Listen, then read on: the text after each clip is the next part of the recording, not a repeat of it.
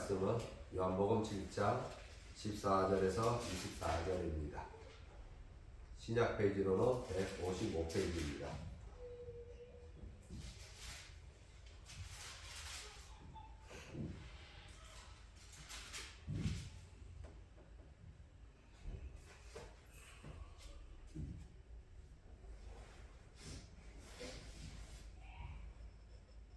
다 찾으셨으면 한 절 교독하겠습니다. 제가 먼저 하겠습니다. 이미 명절 중간이 되어 예수께서 성전에 올라가사 가르치시니 이들이 문답이 열리되 이 사람은 배우지 아니하였거늘 어떻게 그를 아느냐니.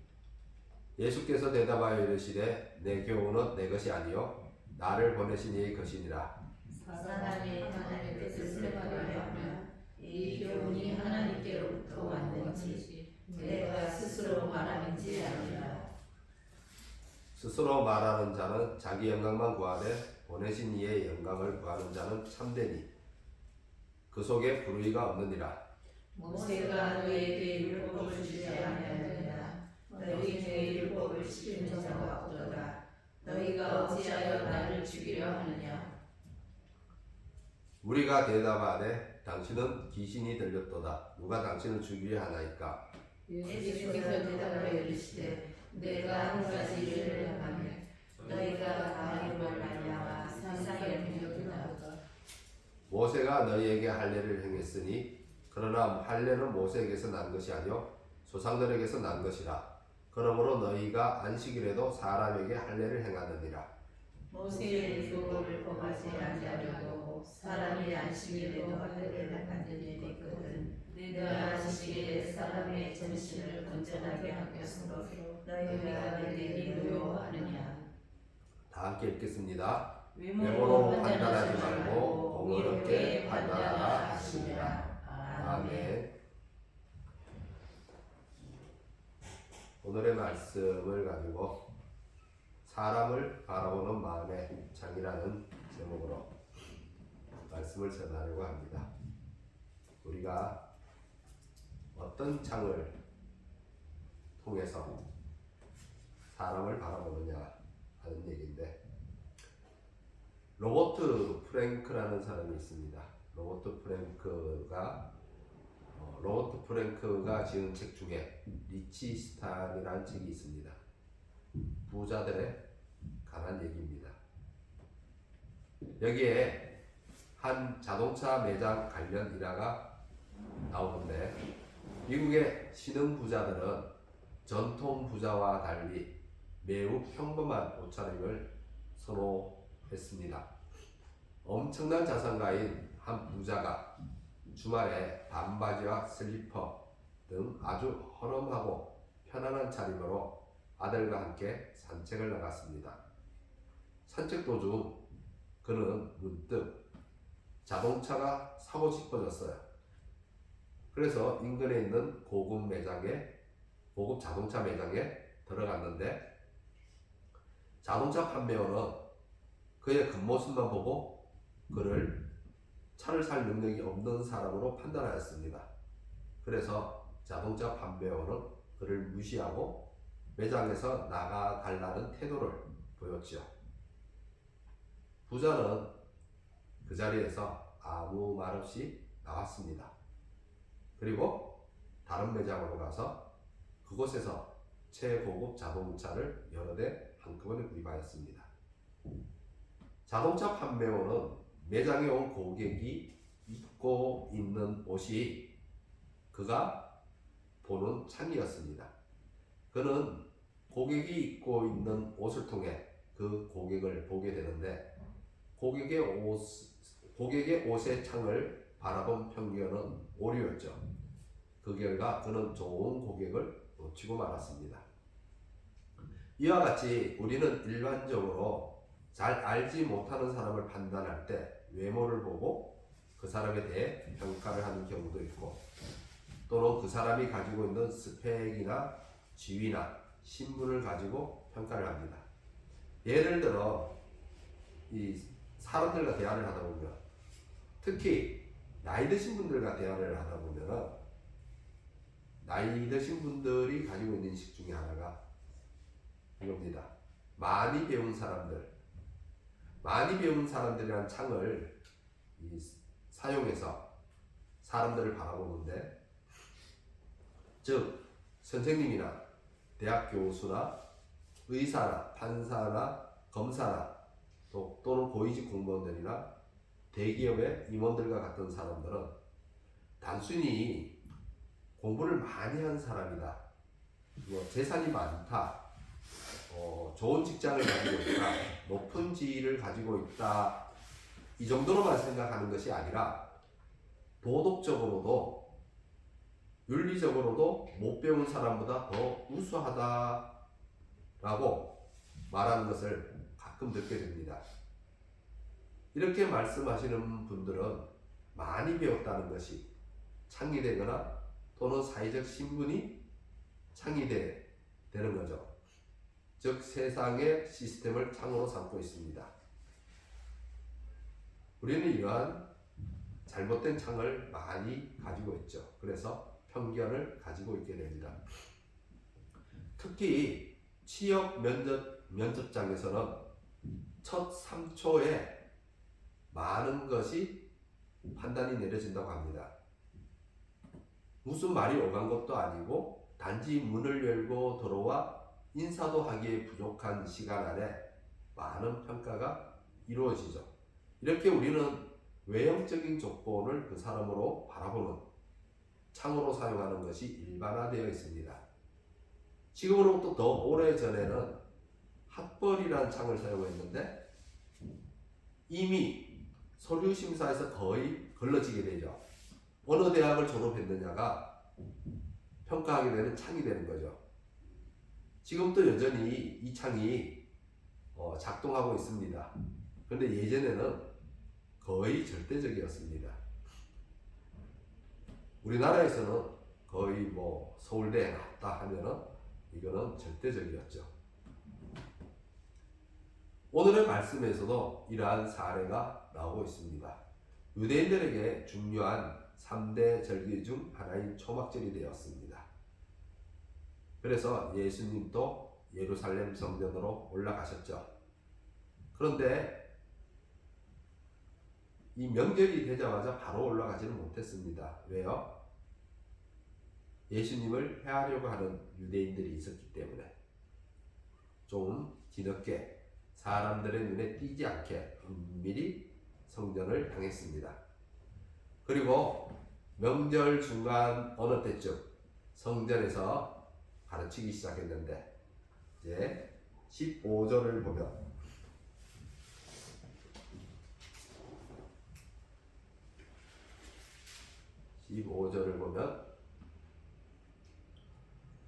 유대인들의 반응이 나오고 있습니다. 두 가지로 나타나는데, 하나는 놀랍게 여기고 있습니다.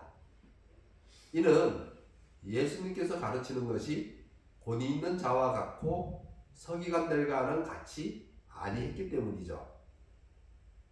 두 번째는 그들의 말이었습니다. 이 사람은 배우지 아니하였거늘 어떻게 그를 아느냐. 놀랍게 여긴 그들의 반응과는 달리 그들의 말에는 선입관과 편견이 나타나고 있었죠. 그들의 이 말 속에는 권위에 대한 물음이 있었습니다. 유대인들은 권위를 창으로 사용하고 있었는데, 성경은 말하는 사람들의 정보를 지금 제공해 주지 않고 있습니다. 그러나 그들이 예수님께서 배우지 않았다는 것을 아는 이 단서를 통해 이 사람들은 예수님에 대해 알고 있다는 것을 암시해 줍니다. 그러니까 예수님이 어디 출신이고, 예수님의 부모님은 누구이고, 그리고 예수님의 직업은 무엇인지, 그래서 교육 수준이 어느 정도인지를 아는 거죠.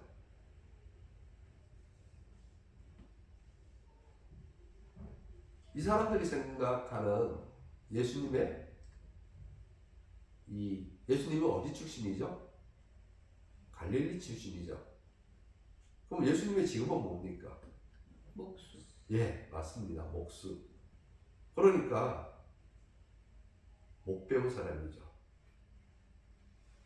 그렇다면 그들은 예수님에 대해 성격적으로나 아니면 대인관계적으로 뭐 이런 거는 아니라 할지라도 예수님의 학벌이나 학식에 대해서는 그렇게 인정하지 못하게 되겠죠. 그들의 기억 속에는 예수님을 못 배운 사람일 뿐입니다. 누군가를 가르칠 권위가 없다고 판단되는 거죠. 그들이 가지고 있던 관념이나 교육 시스템을 생각한다면 예수님은 랍비와 같은 전문적인 교육기관에서 교육을 받지 못했습니다. 우리말로 말하면 초등학교도 못 들어갔던가 아니면 초등학교만 졸업한 사람이겠죠. 그러니 그들의 마음속에는 이러한 선입관과 편견이 있었습니다. 보시면 바울은 가말리엘의 문화에서 배웠습니다. 전문적인 교육기관에서 배웠죠. 오늘날로 말하면 대학이나 또는 대학원 수준은 되겠죠. 가말리엘은 당대의 권위 있는 선생이었습니다. 가말리엘 문화생이라고 하면 모두가 인정합니다. 그러니까 바울을 향해 못 배운 사람이라는 편견은 갖고 있지 않겠죠. 그런데 도리어 바울을 향해 뭐라고 하죠? 바울을 향해 많은 학문으로 인해 내가 미쳤구나 라고 합니다. 바울을 학문으로 인해 미친 사람 취급하죠. 이렇게 우리는 사람을 바라볼 때 어떤 창을 통해서 바라보느냐 하는 겁니다. 기준이 뭐냐 하는 거죠. 권위가 어디에 있느냐 하는 겁니다.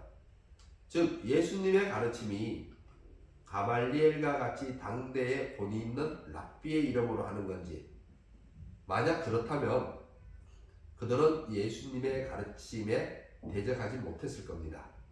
바울이 가끔 유대인들에게 가말리엘의 이름을 말하는 것도 다 이 때문이겠죠. 제가 신학대학원에서 공부할 때 교수님께서 이렇게 말합니다.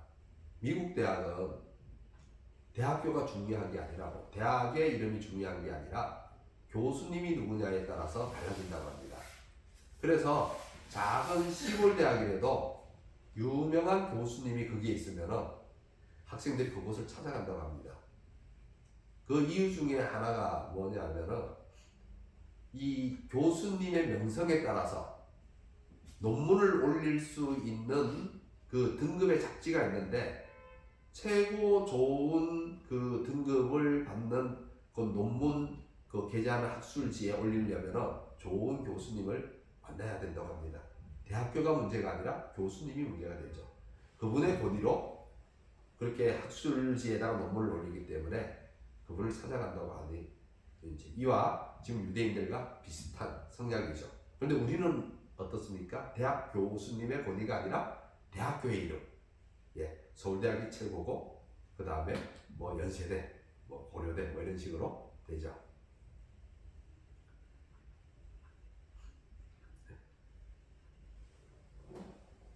성경은 말씀합니다. 예수님의 가르침에 대해 그가 가르치시는 것이 권위 있는 자와 같고 그들의 서기관들과 같지 아니함이니라 라고. 이렇게 성경은 예수님께 사별적인 권위가 있음을 밝히고 있죠. 유대인들은 예수님의 권위에 대해 반문을 던집니다. 성경은 예수님만이 갖고 있는 이 차별적인 권위가 있다고 말씀하시는데 유대인들은 도리어 그 권위에 대해서 반문을 던지죠. 성경과 유대인들 간의 이 인식의 차이가 어디서 날까요? 복음서에서 마태복음이 유대인들을 대상으로 한다고 하지만 사복음서 모두 그 내용을 들여다보면 주요 등장인물이 예수님과 그의 제자들 그리고 서기관이나 바리새인과 같은 유대인들입니다. 즉 예수님과 유대인 간에 계속된 갈등이 복음서 전반에 나타나고 있죠. 이는 서로를 바라보는 마음의 창이 다르기 때문입니다. 유대인들은 예수님을 자신들이 가지고 있는 관념이나 간섭이나 전통이나 그러한 시스템으로 바라보지만 예수님은 말씀 속에 계시한 하나님의 참된 뜻으로 유대인들을 바라보기 때문이죠. 그런데 여기서 우리가 항상 인식해야 할 것은 복음서를 읽을 때 우리는 단순히 예수님과 유대인들 간의 관계를 남의 일로 보고 넘기지 못한다는 겁니다. 유대인들이 곧 그리스도인이고 유대인들이 곧 나라는 인식을 해야 합니다. 왜냐하면 우리가 하나님의 성도이듯이 유대인들도 하나님의 선민이기 때문입니다. 그리고 성도와 선민은 동일하게 실족할 수 있는 연약한 사람이죠. 따라서 우리는 복음서를 볼 때 나를 유대인에게 투명시켜서 볼 필요가 있습니다. 그때 그 유대인과 우리는 비록 2000년이라는 시간적 간격은 있어도 우리 속에 있는 본성은 동일하다는 거죠. 그래서 우리는 그때 그 유대인들이 했던 하나님의 성도이면서 하나님의 선민이면서 율법을 움켜잡고 예수님에게 대적했던 것처럼 우리도 얼마든지 그럴 수 있습니다. 주님께 나와 예배하고 주님을 찬양하면서도 주님을 대적하는 거죠. 16절을 보시면 예수께서 대답하여 이르시되 내 교훈은 내 것이 아니요 나를 보내신 이의 것이니라. 예수님이 사용하시는 창은 어떤 창이죠? 하나님의 뜻입니다. 하나님의 뜻 가운데 유대인들에게 전하고 있는 거죠. 그렇다면 우리는 어떠한 창으로 세상을 바라보고 사람들을 바라봐야 할지요? 우리의 고백은 이렇습니다. 우리도 예수님과 같이 내가 보는 것은 내 것이 아니요 나를 죄에서 구원하신 이의 것이라고 고백하게 됩니다. 그런데 이 고백이 세상 가운데서도 나와야 하는데 쉽지가 않은 거죠. 왜냐하면 우리에게도 그동안 살아왔던 간섭이 있습니다. 유대인들처럼 간섭이 있고 전통이 있습니다. 그렇기 때문에 그 간섭에 오랫동안 젖어 있었기 때문에 삶의 현장에서 순간순간 나를 죄에서 구원하신 이의 것을 창으로 사용하는 것을 망각해버립니다. 잊어버리죠. 그리고 내 안에 있는 것을 창으로 사용하죠. 그래서 내 안에 있는 것을 창으로 사용해서 상대를 바라보고 상대를 평가하며 저 사람은 싫고 저 사람은 좋고 이렇게 평가하게 됩니다. 두세 달 전에 오후에 저희 교회에 이 폐지 줍는 사람이 한번 찾아왔습니다. 이분이 몇 번 오기는 했는데요. 폐지 줍는 할아버지요? 아닙니다. 할아버지 말고. 폐지 줍는 사람이 찾아왔습니다. 뭐 저보다 나이가 좀 많더라고요. 근데 전도하다가 만난 사람인데 항상 술에 취해 있죠. 늘 취해 있습니다. 성격은 보니까 되게 유한 편인데 그러나 술에 취해 살다 보니 성실하지 못했습니다. 배가 고프다고 할 때는 가끔 먹을 것을 사주기도 했고, 이분이 그날 저녁에 저희 교회를 찾아와서 이런저런 자기의 딱한 사정 이야기를 저에게 했습니다. 앉아서 저 뒤에 앉아서 함께 얘기를 했는데 그러다가 갑자기 이분이 저에게 선뜻 이런 질문을 합니다. 자기가 불쌍해 보이지 않냐고. 근데 쉽게 대답할 수는 없었죠. 왜냐하면 그렇게 불쌍해 보인다는 말을 설령 제 마음에 없는 것은 아닌데 있지만은 그럼에도 그것을 그 사람에게 쉽게 말하기에는 좀 그랬고 이때 그분이 질문하는 순간 문득 다가오는 생각이 있었습니다. 뭐냐면 그때 그 생각이 어떤 창으로 그 사람을 바라볼 것인가에 대한 질문이 내 안에서 터져 나오더라고요. 그러면서 좀 많은 생각을 하게 되었는데요.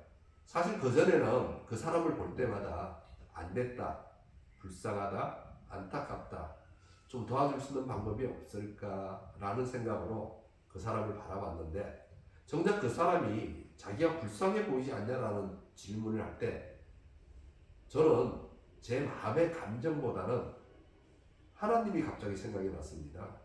하나님이 갑자기 생각이 나면서 이 사람을 왜 내게 보여주실까? 라는 생각을 하게 됩니다. 그런 생각을 가진 시간을 가졌죠. 여하튼 성도는 내가 아니라 나를 죄에서 구원하신 이를 통해 보는 표현이 되어 있어야 합니다. 왜냐하면 하나님께 속한 권위는 땅의 권위가 범접할 수 없는 권위입니다. 그런데 예수님의 이 말이 그들에게는, 유대인들에게는 충격이었죠. 즉 예수님은 유대인들을 향해 너희는 하나님의 권위를 훼손하는 자들이다 라는 질책의 말씀을 하는 것입니다. 이 15절의 말씀은 16절의 말씀이죠. 16절의 말씀은 내 교훈은 내 것이 아니요 나를 보내신 이의 것이니라 라는 말은, 이 말 속에 들어있는 것은 달리 말하면 예수님께서 이렇게 말하는 건데, 너희는 하나님의 것을 가지고 하는 것이 아니라 너희 것을 가지고 하고 내가 하나님의 것을 가지고 한다라는 겁니다. 그래서 성경은 예수님의 가르침이 서기관들과 다르다고 하고 있습니다.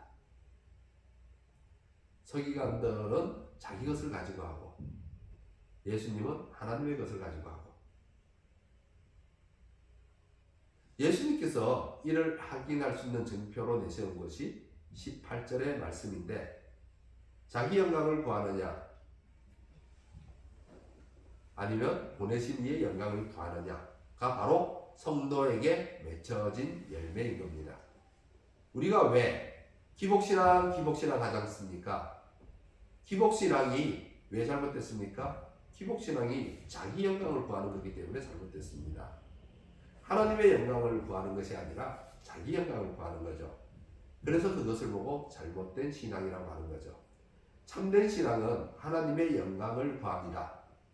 그러면 어떻게 되죠? 하나님의 영광을 구할 때, 그럴 때 하나님께서는 자신이 받으신 영광을 성도와 함께 하십니다.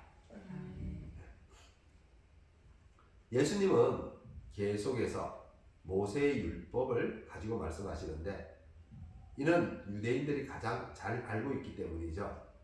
그래서 이제 모세의 율법으로 그들이 무엇을 잘못하고 있는지 알려주시는데, 바로 그들이 붙들고 있는 율법의 창을 사용해서 유대인들을 보게 하려고 하는 겁니다. 19절에 보시면 모세가 너희에게 율법을 주지 아니하였느냐, 너희 중에 율법을 지키는 자가 없도다, 너희가 어찌하여 나를 죽이려 하느냐. 모세가 하나님께 율법을 받아서 이스라엘 백성들에게 주었습니다. 그런데 예수님께서 말씀하시기를 유대인들은 율법을 지금 지키지 않고 그 율법을 지키지 않는 것을 누가 연결시키죠? 예수님을 죽이는 것과 연결시키고 있습니다.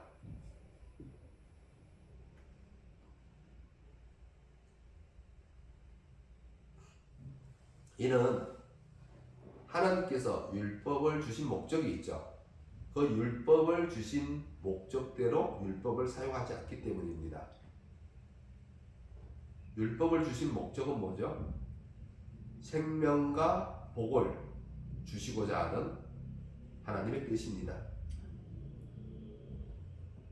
그런데 유대인들은 도리어 율법을 통해 타인을 정죄하고 죽이려고 하는 거죠. 그런데 예수님께서 이 말씀을 꺼내신 것은 바로 이제 그 밑에 말과 연결이 됩니다.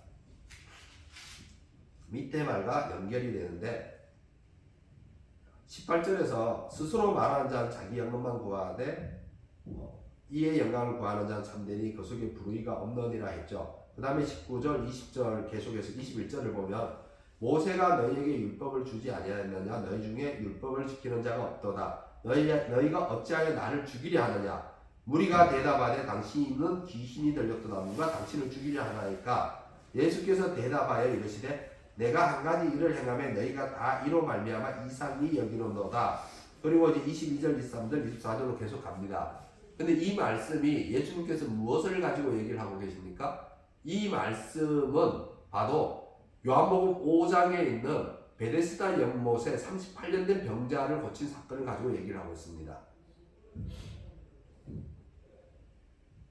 그래서 요한복음 5장 17절과 18절에 보시면은 베데스다 연못에서 38년 된 병자를 고친 이후에 안식일에 고쳤죠. 그래서 안식일에 고쳤는데 예수님께서 안식일을 범했다고 유대인들이 이제 그 예수님을 핍박하려고 합니다.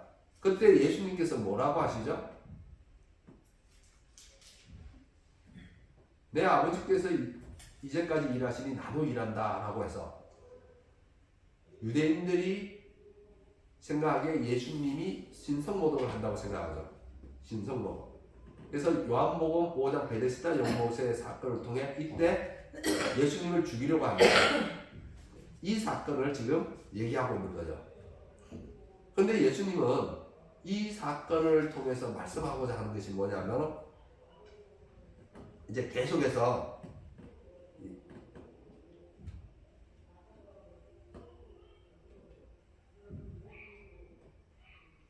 이제 모세의 율법과 할례의 얘기를 합니다. 모세의 율법과 할례를 얘기를 하죠. 자, 모세가 너희에게 할례를 행했으니 그러나 가로쳐 놓고 여기 이렇게 나오죠. 그러나 할례는 모세에게서 난 것이 아니요 조상들에게서 난 것이라. 그러므로 너희가 안식일에도 사람에게 할례를 행하느니라 하죠. 이것이 무슨 얘기냐면은 모세는 율법을 받아서 이스라엘에게 주었습니다. 그런데 할례는 누가 받았죠? 할례는 아브라함이 받았습니다. 할례는 아브라함부터 시작이 되었고 모세의 입장에서는 조상에게서 받은 것이죠. 그러면 모세는 율법을 줬는데 그럼 이 율법을 지키느냐 이 할례를 지키느냐의 문제가 생겨나는 때가 있죠. 이게 교차하는 지점이 있습니다. 안식일은 7일마다 쉬죠. 안식일은 7일마다 쉽니다. 그런데 할례는 언제 왔죠?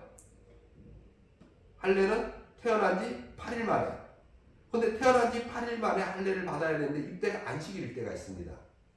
그러면 여기서 해석을 해야죠. 근데 랍비들은 이때 어떻게 해석을 하냐면은 아브라함이 앞섰기 때문에 할례가 안식일보다 앞선다라고 생각합니다. 그래서 유대인들이 이 할례를 안식일에도 해요. 안식일에도 하니까 결국 예수님께서 이 말을 하시는 겁니다. 그러면은 자 할례도 안식일에 하는데 병자의 그 병이나 그런 지적을 한 것들을 안식일에 왜 제거를 못하냐 이거죠. 사람을 고치는 일을 할례를 안식일에 하는데 사람을 고치는 일을 왜 안식일에 못하느냐 그것이 왜 문제가 되느냐를 지금 유대인들에게 제기를 하고 있는 겁니다. 즉 유대인들은 이 율법에 나와 있는 말씀을 생명과 복을 주기 위한 하나님의 그 뜻을 이해하지 못하고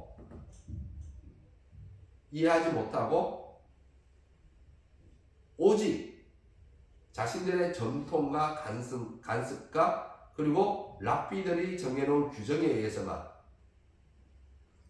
그 시스템을 가지고 이 율법 정보를 이해하고 그 창으로 다른 사람들의 행위를 정죄하고 판단하고 바라본다는 겁니다.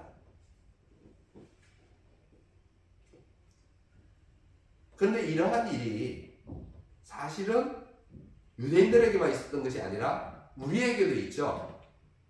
우리에게도 있습니다. 우리도 그것이 세상의 기준이 되었던 아니면 하나님의 말씀이 되었던 그것을 가지고 그 사람을 살리고 그 사람을 이렇게 세우는 데 쓰는 것이 아니라 그 사람을 정죄하고 그 사람을 비난하는 데 쓰죠. 그래서 오늘의 이런 말씀을 오늘의 말씀이 말하고자 하는 것은 이 하나님의 그 목적, 하나님의 뜻. 오늘 우리가 오전 예배에서 노아의 얘기를 했습니다. 노아에게 주신 노아 언약 얘기를 했죠. 그때 하나님께서 심판은 무슨 도구로 쓰지 않는다 그랬죠? 하나님의 심판, 홍수 심판이나 또 종말론에서 오는 그 모든 심판을 하나님께서는 심판을 무슨 도구로 쓰지 않는다 그랬죠?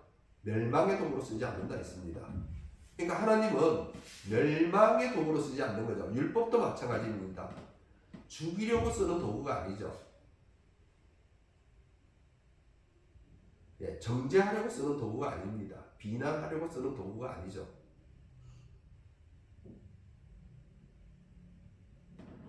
하나님의 말씀은 하나님이 주신 이런 율법, 하나님이 주신 우리의 이 복음서, 이 모든 것은 바로 우리에게 생명과 복을 주시려고 하는 겁니다.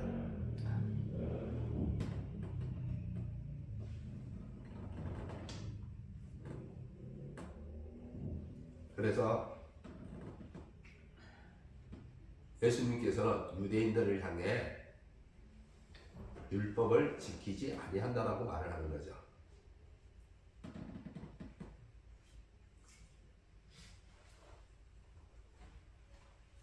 23절에 보면 모세의 율법을 범하지 아니하려고 사람이 안식일에도 할례를 받는 일이 있거든 내가 안식일에 사람의 전신을 건전하게 하는 것으로 너희가 내게 노여하느냐라고 말씀하는 것이 바로 예수님께서 안식일에 병 고치는 일을 복음서를 보면 좀 나오죠.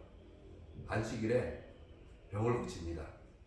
근데 참 특이하게도 안식일에 꽤 많이 고치세요. 평일도 엄청 많은데 보면은 일주일이지 않습니까? 7일이죠. 7일인데 안식일은 그 7일 중에 하루죠. 그럼 나머지 6일이 있는데 성경은 참 이상하게도 안식일에 병 고치는 얘기가 굉장히 많이 나오죠. 그러니까 이는 우리가 갖고 있는 그 관념, 우리가 갖고 있는 복음에 대한 잘못된 생각들을 바로 깨우치게 하기 위한 겁니다. 그런데 이 신앙생활을 오래오래 가다 보면은 유대인뿐만 아니라 우리 그리스도인들도 이렇게 그 신앙이 딱딱하게 굳어지기 시작하고 경직되기 시작하죠. 그래서 어떤 타인에게 좀 힘이 들게 합니다. 이런 얘기가 있는데요. 참 그 미국에 있는 어떤 교회에서 어떤 분이 되게 경건합니다. 경건하고 오랜 신앙생활로 권사님이 경건합니다. 그런데 이분이 이제 다른 교회로 가게 됐습니다. 다른 교회로 가게 됐는데 앞에서 이제 그분이 다른 교회로 가니까 앞에서 막 근데 그분에게 섭섭해하고 그렇게 가는 것에 대해서 참 그 교회의 기둥인데 하면서 이렇게 섭섭해하고 뭐 그렇게 했는데 정작 그분이 이사를 딱 가고 나서 바로 그 통모임에서 뭐가 올라온다면 이제야 살 것 같아. 네, 그분 때문에 정말 숨도 못 쉬었다 라고 말하는 거죠. 그래서 이게 사실은 유대인들뿐만 아니라 우리 그리스도인들에게도 많이 있습니다. 그래서 무슨 창으로 우리가 상대를 바라볼 거냐. 그리고 우리 공동체뿐만 아니라 저 바깥의 사람들도 마찬가지죠. 우리가 조금 더 저 사람들이 하는 행태를 보면은 뭐 술도 많이 먹고 여러 가지 좀 성가신 일도 많이 하지만 우리가 주님의 그 창으로 바라보면은 그들을 불쌍히 여길 수밖에 없습니다. 그것이 주님이 우리에게 요구하는 거죠. 네. 그래서 24절의 결론은 뭐죠? 자, 우리 24절 한번 다 함께 읽어볼까요? 24절의 결론은 뭐죠? 외모로 판단하지 자, 말고. 함께 읽겠습니다. 예, 함께 읽겠습니다. 외모로 판단하지 말고 공의롭게 판단하라 하십니다. 아멘. 아멘. 예, 공의롭게. 이 공의는 누구의 공의죠? 하나님. 네, 맞습니다. 내 공의가 아니라 하나님의 공의. 아까 저기 18절에 뭐라 그랬죠? 스스로.